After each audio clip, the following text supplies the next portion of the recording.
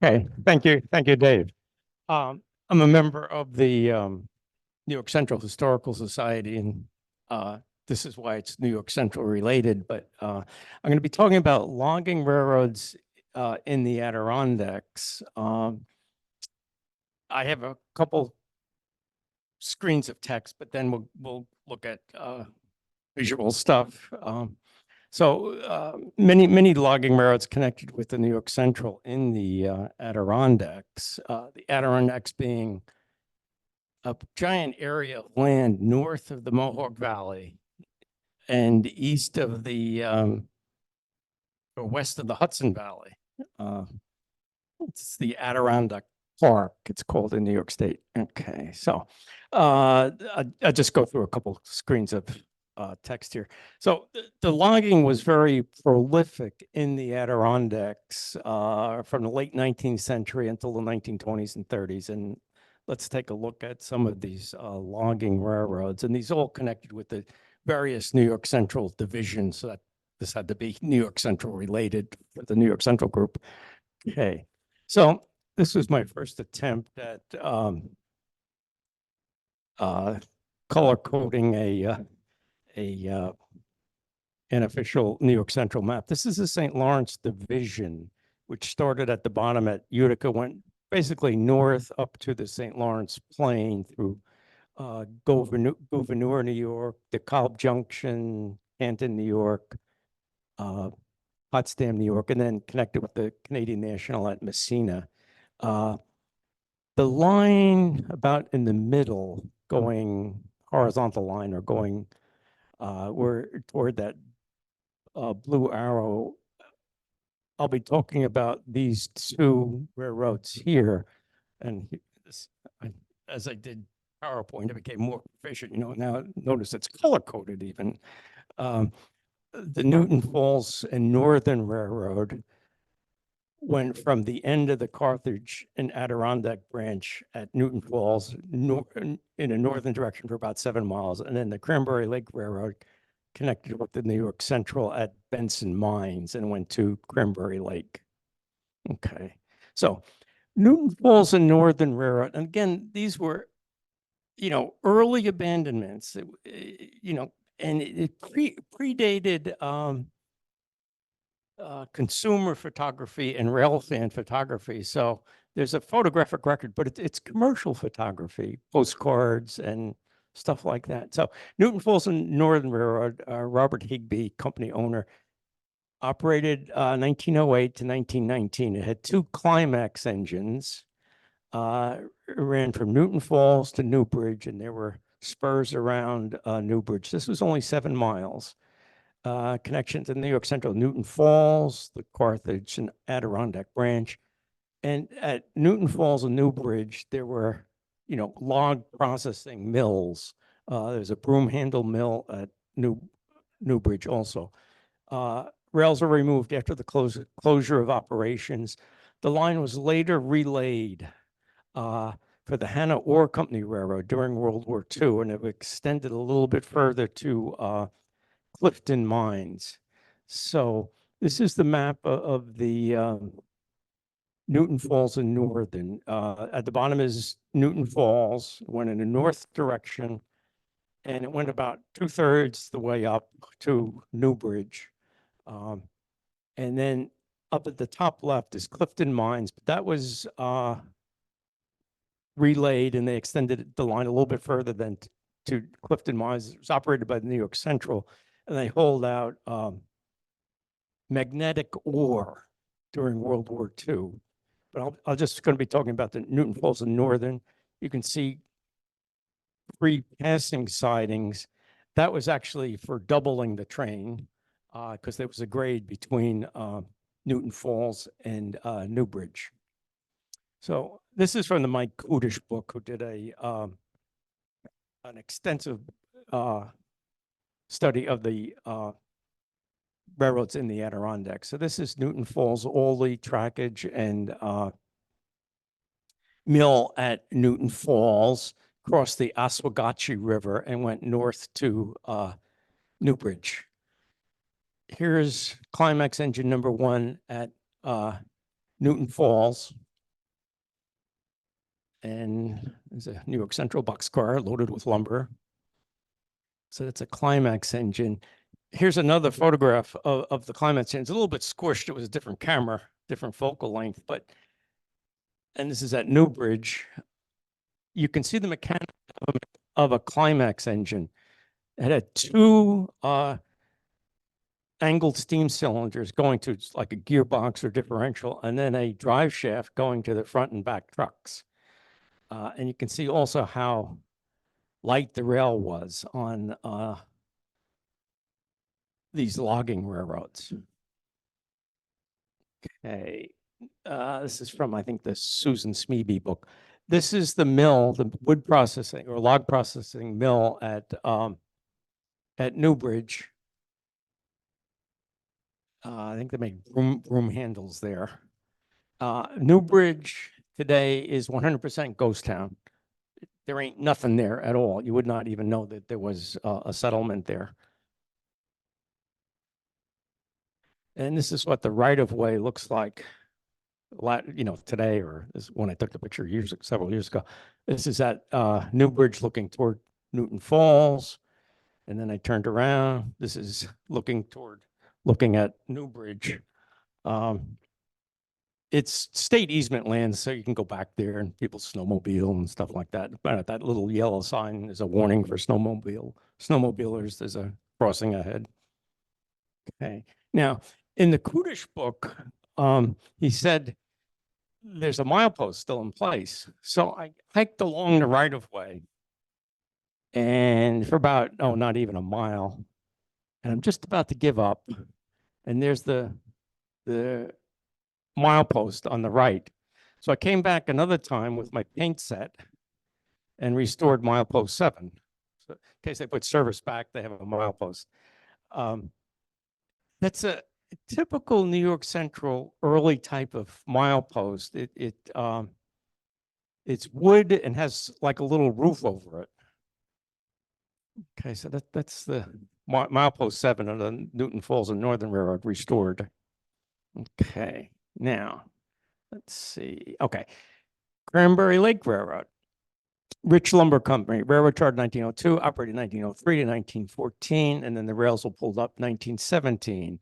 They had 2 Lima Shay engines and a Lima 280, and it ran from Benson Mines to Wanakina on Cranberry Lake. And there were numerous spurs. My brother used to live up at Cranberry Lake, so I always got a free vacation up there. Connection with New York Central, Benson Mines on the Carthage and Adirondack branch. In Wanakina on Cranberry Lake, you had an industrial town there. You had a sawmill, buggy whip mill, barrel head mill, shoe last. They made shoe last and veneers. It was all this wood-related industry that was at Wanakina at one time. People still live there, but there's a general store, and that's about it. I live there. I've lived there for 40 years. I don't know. I believe you. I do. I've lived there for 40 years. My husband went to the ranger school here, and we never left. So this is all in my backyard. I really appreciate this. Okay, good. Gets cold up there, right? Actually, it was pretty nice today, but we've had a lot of snow past couple of days. Yeah, so that's not unusual. Okay. Who is that again, please? Okay, good. Thank you. Happy New Year. Yeah. Thank you. Good question. In the Adirondacks, it was all standard gauge. It was all standard because they all connected with New York Central. So there was some narrow gauge to Lake Placid, but even that was converted to standard gauge. So these were built as standard gauge railroads. So here's a map at Wanakina from the Bill Gove book. On the top left is your connection to the New York Central Benson Mines. Then the line went down into Wanakina, about in the middle there. Cranberry Lake is on the right. And then they had one long line going down to a place called the Plains. Okay, so that's Rich Lumber Company or Cranberry Lake Railroad. Okay. As I said, the photographic record is not consumer photography or even rail fan photography, but it's early commercial photography. The top picture is the loading a log train at the plains, which is on the bottom of the map. You'll see that Barnhart loader on the right. I'll talk a little bit more about that. That was your common loading machinery to load the log cars. And the bottom is in the winter at Wanakina, the two Shay engines at Wanakina. Oops, wrong one. Okay. This is, I think, from the Susan Smeby book. The smaller picture is a loaded log train with the Barnhart loader and a steam engine. The bottom picture, as I was surfing around, I found a better picture. So here's your log train at being loaded, and that's called a Barnhart loader, which was the common derrick that was used to load the log trains. It was a two-cylinder steam powered loader. And it ran along rails along the log cars. It wasn't self-propelled. It sort of winched itself along. Okay. Here's some more pictures. That's the trestle that went into Wanakina off the New York from Benson Mines. And then that was later filled in, eventually became a road. I hiked back there once and I tried to get a picture. The overgrowth was so great. Even the road was abandoned. So I couldn't get a photograph of it. Okay. And they did have a rod engine. So here's the Wanakina train at Benson Mines. And again, early commercial photography, and the giveaways, there's always white lettering, and that's really, the lettering is done on the negative with a black ink, and then when they print it, it comes out white. Okay, and then they had a speeder, a couple self-propelled rail cars in the summer. They would use a speeder to connect with the New York Central at Benson Mines to go to Wanakina. In the winter, I've been up there, it was 30 below 0 Fahrenheit in the winter in January. So summer use only. Okay. My brother used to live up in Cranberry Lake and he collected some of the postcards, and this is a postcard he found and gave to me. So here's a loaded log train and I think this had to have been on the Cranberry Lake Railroad. You see the Barnhart loader on the left. And as you look at this picture, how dangerous this must have been. If these loads had shifted or, that was logging back then. Okay, so that's a Wanakina postcard. And in Wanakina itself, they had a little display. I get a close-up of the photograph. So here's the trackage going down to the lakefront. And on the other side of the little inlet, you can see another lumber yard. So it was all, years ago, it was all log and wood-related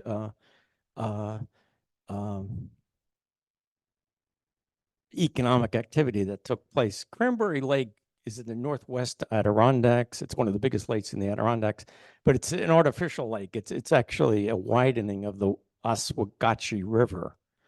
Okay, but it's a very large, pristine lake.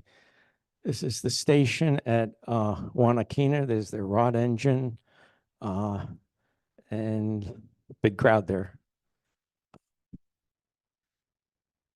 Okay. Oops, pressed the wrong button. There's another, this is from the Susan Smeby book, the rod engine, and then they had a passenger car. Okay. Called it the Limited Express, Wanakina, New York. Okay. Now here's another postcard at Wanakina. That's the Wanakina station or depot. And then you can see the trackage going and boardwalk going down to the lakefront. And that's what it looks like. Let's say I took it quite a while back now, but that's the same location today. Compare that. And so on the right was where the station location would have been, or was, in fact. Okay. So that's the Cranberry Lake Railroad. Now, the Adirondack and Ottawa divisions This is my first attempt. The Adirondack division went up through Tupper Lake Junction, Lake Clear Junction, and then Lake Placid, and then all went across the Rutland at Malone, New York, and then eventually went all the way to Montreal. And then the Ottawa division started at Tupper Lake Village and went north to the Canadian border at Cornwall, Ontario, and then went all the way up to Ottawa. Okay, here's my second attempt here, color coding. So what we're going to look at is the Grasse River Railroad, Brooklyn Cooperage, and Ovalwood Dish Railroads. Grasse River Railroad ran from Childwood, which is just below Tupper Lake Junction, went from Childwood to Cranberry Lake also. And it was a common carrier. It had actually passenger service. Brooklyn Cooperage had several lines that came off the Ottawa division. Those blue lines represent the Brooklyn Cooperage lines, and they had mills at several locations along the Ottawa division at Santa Clara and St. Regis Falls, and also Tupper Lake. Okay, and then Ovalwood Dish is that green line, and that ran for a place called Kildare, just north of Tupper Lake. Their main line sort of went north from Kildare. Okay, so these lines connected with the Ottawa division. Okay, so, well, Grasse River Railroad, Emporium Forest Company, and this is one of the few examples of a logging railroad that continued beyond the 1930s. It ran from 1915 to 1957.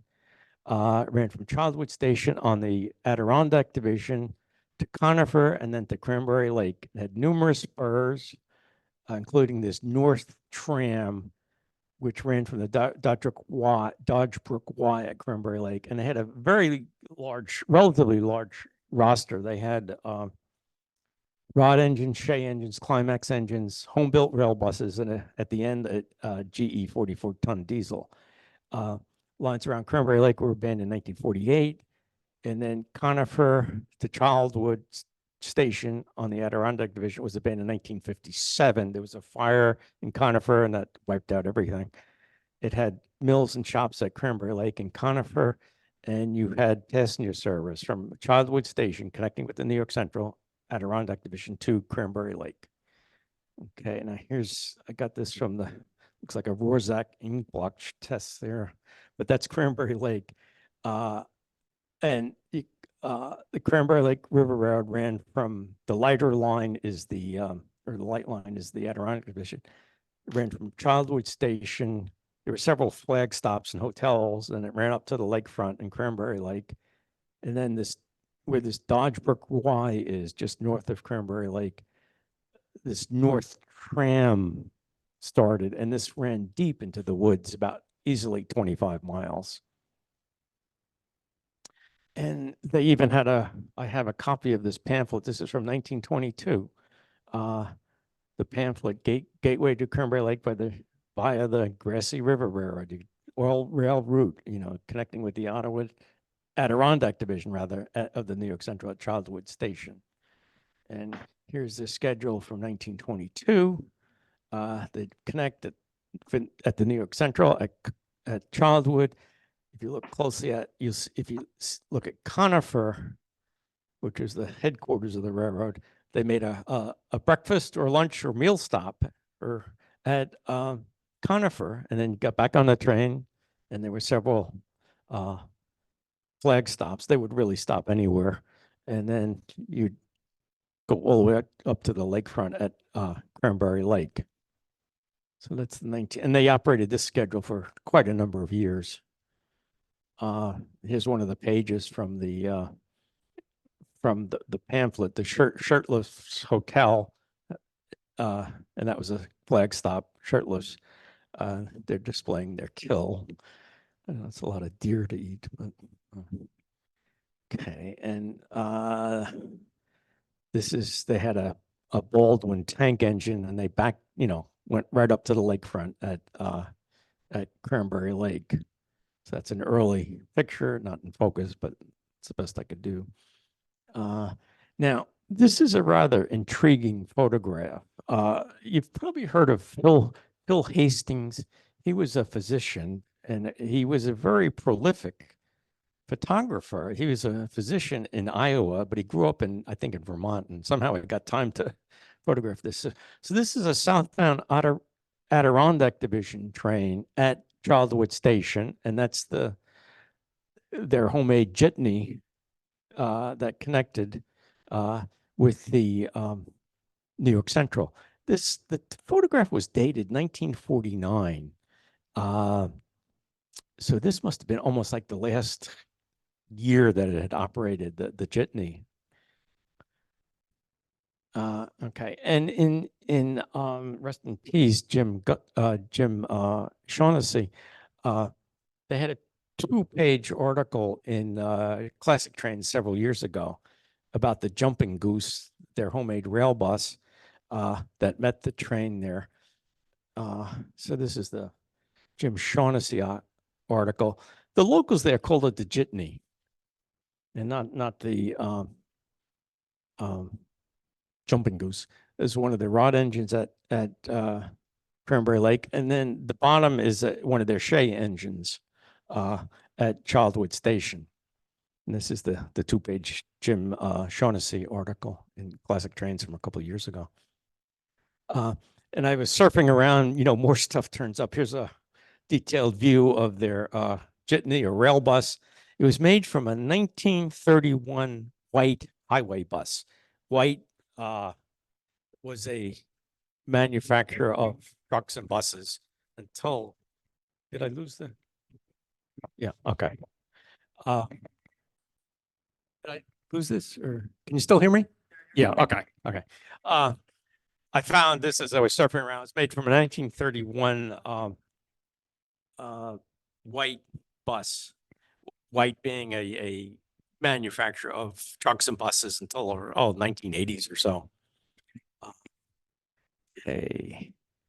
Now, here's a picture of a one of their Shay engines, and I included this because it gives you an idea of, in contrast to a Climax engine, it had the Shay had 3 vertical steam cylinders connected to a flexible drive shaft, and the drive shaft connected to each axle, but it was asymmetric. It was only on one side of the engine. The other side was sort of the blind side. And also the steam boiler had to be offset to accommodate the vertical steam cylinders. So the Shay is another type of logging engine, but in this picture you can see the mechanics of a Shay engine.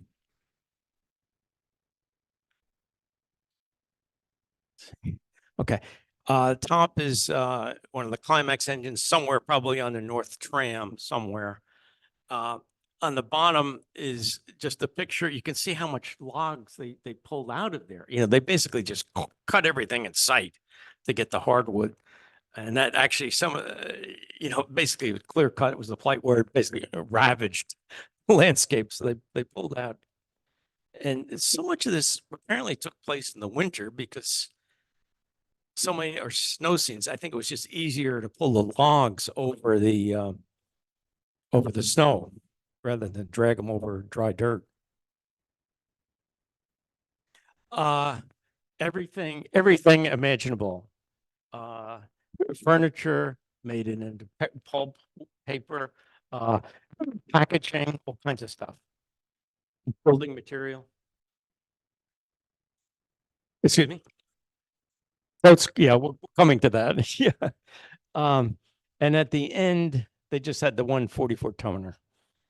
And they claimed to be the 100% dieselized, even though it was the shortest railroad. So that's what they had at the end. But, as you look at it, you can see how light the rail was. Typical light rail on logging railroads. As I said, my brother lived in Cranberry Lake when he's retired from the prison system. So I bought a mountain bike and hiked back or biked back into the woods. And this is the remains of the locomotive shop or shed at Cranberry Lake. It's hard to see, but if you look closely about in the middle, you can see the concrete columns for the engine shed. And there was another guy up there I met who was interested in the railroads, and we hiked back in here. There's even some rail still in place. We found very light rail. So that was the locomotive shop at Cranberry Lake. Okay, so that was the Grasse River Railroad. Brooklyn Cooperage, not Brooklawn Cooperage, but Brooklyn Cooperage. Barrel making, Cooperage barrel making, had several lines around St. Regis Falls, Lake Azonia, Menno, north of Tupper Lake. These lines, and they're connected with the Ottawa division. And it also had a line from Tupper Lake eastward to Warbeek. Okay. Operations were from 1900 to early 20s. They had log mills, processing mills at Santa Clara, St. Regis Falls, Tupper Lake, and this was all within the Adirondack Park. And to answer a question, these wooden barrels, they were used for shipment of sugar and other dry goods. You remember there was something in the news recently about some kid stuck his head in the pickle thing. Was that at a 7-Eleven here in South Jersey? But, they used to be pickle barrels too, and that was all made out of wood. The barrel heads were made, the top and bottom were made from maple, and the stays, wooden sides, were made from beech. So, these were hardwoods. They had 2 Lima Shay engines and 2 Climax engines. And then after the closure of operations, numbers 1 and 2, the Shays went to the company's Georgetown, South Carolina operations. Okay, so this is Brooklyn Cooperage. And it was more of an industrial railroad, not really a common carrier. This is from the Bill Gove book. Just to the right of the center is the sort of the main line or the Ottawa division. And then all these other lines are the Brooklyn Cooperage branches that sort of splotch on the far left. That's Lake Azonia, not Lake Azonio. And they had 2 lines going there. And then on the bottom right, you can see the loop there that was looped off, that came off at Menno. Okay. So this is the map of the Brooklyn Cooperage lines. And then he also had a branch at Tupper Lake itself. Went from Tupper Lake to a place called Warbeek, east of Tupper Lake. On the far left, though, you can see is Tupper Lake Village. That was the beginning of the Ottawa division. It crossed the Adirondack division at Tupper Lake Junction. Okay, and on the left there, Tupper Lake Junction, sometimes called Faust, but that was Tupper Lake Junction where the 2 lines crossed. And this is early photography. It's hard to make, but this is at St. Regis Falls. You go up there today, you would not know that anything was there. It was just, this just disappeared.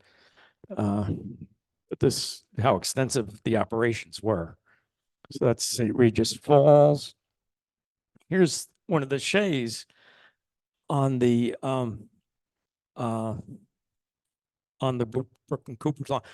What's interesting about this, you can see how the steam boiler was offset to accommodate the vertical steam cylinders just on the one side. Okay, and then here's one of their Climax engines. Loading up a log train, and at the end of the train is the what's called the Barnhart loader. Barnhart, the manufacturer was Marion Steam Shovel Company who made these Barnhart loaders. Barnhart was the guy who designed it. Marion Steam Shovel, that was Marion, Ohio, and they made steam shovels. Okay. Now, and as I was surfing around, I found more pictures. It's hard to read the lettering, but it's a log loader, and the skilled loader can load up a car in 40 minutes. and this is at see St. Regis Falls, New York.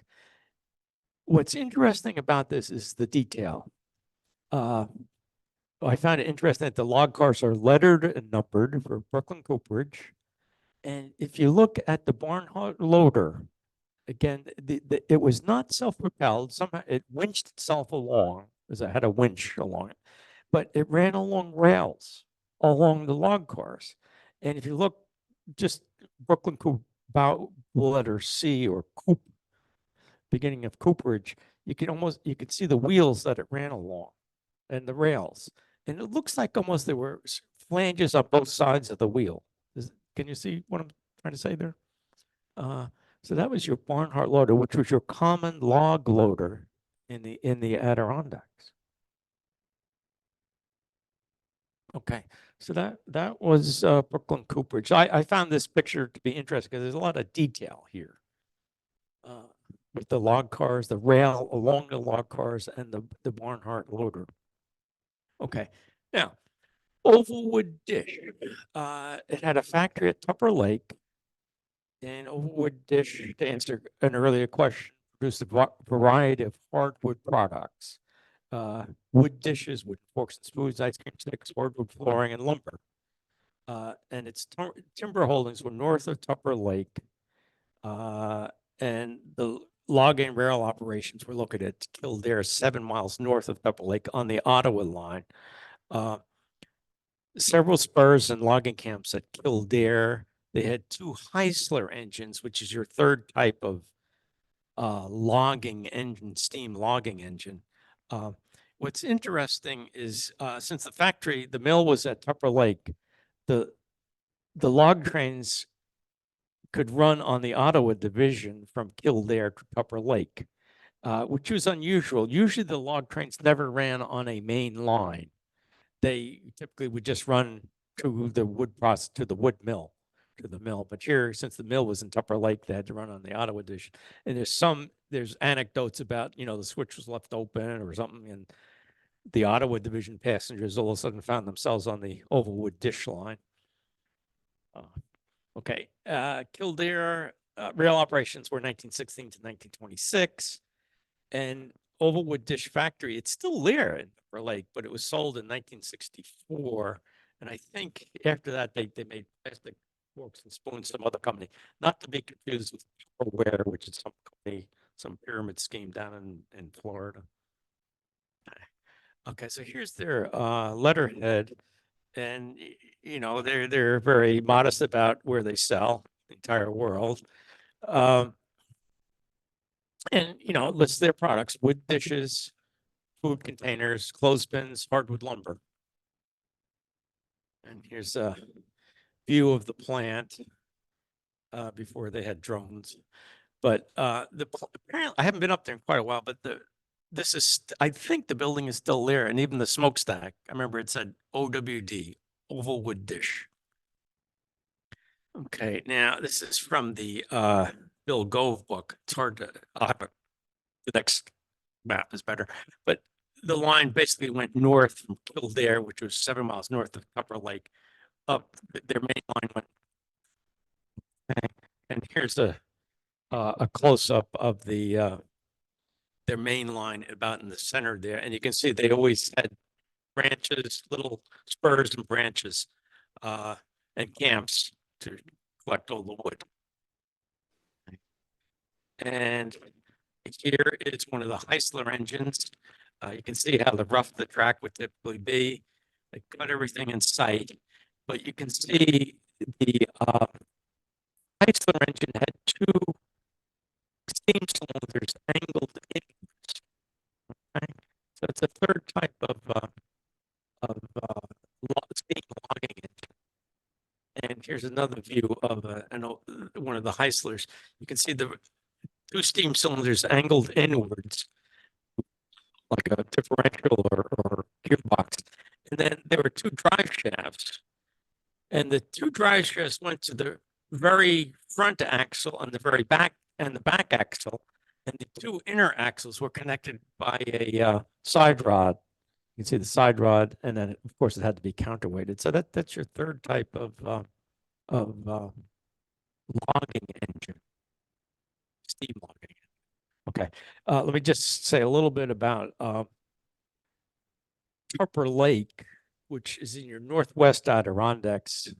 The town actually rebuilt the station at Tupper Lake Junction. So this is an exact replica in the exact location of the original Tupper Lake station. I think it was in September 2013. This, unfortunately, today is the end of trackage from Tupper Lake Junction to Lake Placid. That was pulled up very recently, and that's another story I don't want to even talk about. Here's earlier pictures of Tupper Lake. The top is the water tanks. The bottom is almost the same location is the grade crossing, if you can imagine that picture. And then here's this almost at the same location. On the left, you can see an Ottawa or Adirondack Division train. The trackage at the right was a connector track down to Tupper Lake Village. And there were other industries there. There was even Swift and Company had a meat packing place there and everything. There was a lot of stuff there at one time. Here's another view of the lake station, Tupper Lake Junction station.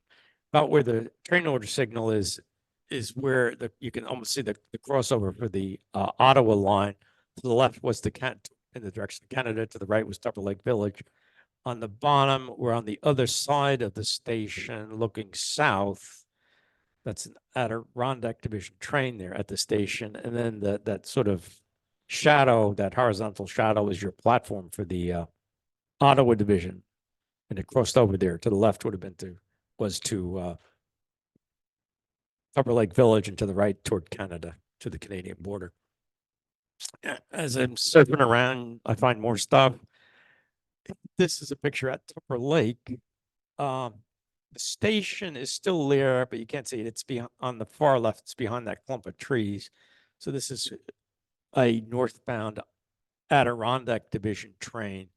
I guess it would have been either Montreal or Lake Placid, but from the paint scheme, this had to have been sometime in the 1950s. But you can see how much trackage was removed and not in use. In other words, on the right, that was all yard at one time. And I think today it's a park or a school or something. Okay. So that's Tupper Lake. Let me just say a little bit, just to finish up, say a little bit about the Ottawa Division, or the New York and Ottawa Railway. It ran from Tupper Lake Village to Moira, where it crossed the Rutland at Moira, but then it crossed the Adirondack Division at Tupper Lake Junction. And it crossed the Canadian border at Cornwall, Ontario, on a bridge. And it was in Canada, it had to be a separate corporation, so it was the Ottawa and New York Railway. By 1937, the forest industries and logging railroads had closed. A freight train worked the line 3 times a week in 1936, but there was no traffic really left at all. Last passenger train left Tupper Lake May 6, 1937, and New York Central style, they literally started pulling up the rail the next day after abandonment. Okay, and here's a schedule. So within New York State, it was the New York and Ottawa Railroad, and you had that for a separate corporation in Canada. So it was the Ottawa and New York Railway. And you could make a connection from New York or Buffalo at Tupper Lake Junction, change at Tupper Lake Junction, and take the train all the way up to Ottawa. And you can see about in the middle of the schedule is the international boundary, and between Tupper Lake and the international boundary, they had a whole bunch of stations there, but there ain't nothing there today. These don't even, if you look at this map of New York State today, there's nothing there. It was all logging and it disappeared. And as I was surfing around, I found more pictures. This is one of the stations, Derrick, on the Ottawa Division north of Tupper Lake. And it's actually, a lot of this is inaccessible because it's private lands. even though it's as big as South Jersey, it's hard to get out there. For instance, here's Santa Clara. That's the Welcome Center there. Bridge closed, trail closed, no trespassing, blah, blah, blah. Bridge out. But that's your Ottawa Division main line looking south. There's nobody at the guardhouse there, but it's all private lands, even though it's gigantic land. But that's your Ottawa Division right of way, or what's your Ottawa Division right of way. And in New York Central, for some reason, 1936, they made a photographic record. I've yet to find a picture of an actual train on the division, but these are some of the stations on the Ottawa Division in New York State, north of Tupper Lake. So that's Spring Cove. You can see they cut every clear cut. Nobody lives there, but that's the station. That's Spring Cove, Minnow. And that was the location for the Brooklyn Cooperage had a lot of their center of rail operations was at Minnow. And let's see, Brandon, nobody's there, but this, and McDonald, that was another. There was a junction there. The Bay Pond Railroad was another logging road that connected with the Ottawa Division. But again, today these lands are actually inaccessible. And this is Kildare, just north of Tupper Lake. The Ovalwood dish operations would have been behind the photographer. The station itself is actually, they moved it. It's actually at the Adirondack Museum at Blue Mountain Lake in the Adirondacks. Okay, so that's my program. Thank you for coming. And questions, discussion, model line years, and that's me on the bottom. Okay.